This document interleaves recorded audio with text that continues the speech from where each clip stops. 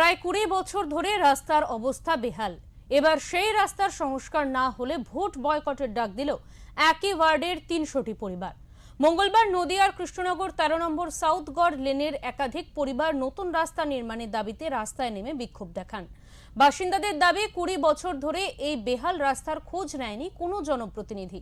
একাধিকবার প্রশাসনকে জানিয়েও কোনো লাভ হয়নি, তাই এলাকাবাসীরা প্রতিবাদে নেমেছেন। তারা জানিয়েছেন, যদি রাস্তা ঠিক না হয় তাহলে তারা ভোট দেবেন না।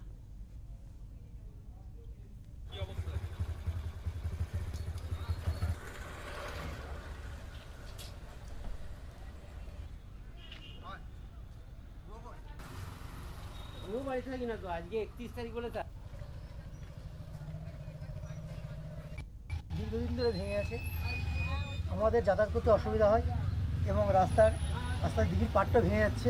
এগুলো সংস্কার করা খুব প্রয়োজন আমি মনে করি। আজকে যারা অবরোধ করলো, এটা কি আপনারা সমর্থন করছেন? অবশ্যই এখানকার স্থানীয় লোক তো আরও বেশি সাফার করবে আমাদের থেকে। আমরা তো হয়তো কয়েকদিন পর একবার যাবো, কিন্তু স্থানীয় লোকদের তো সবসময় যাতায়াত করতে হচ্ছে, তাদের নামতে হচ্ছে, তাদের সমস্যা হবেই। আমি 4-5-7 বার মিউনিসিপ্যালিটিতে ইঞ্জিনিয়ারের সঙ্গে গিয়েও কথা বলেও আমি রাস্তাটা করতে পারিনি।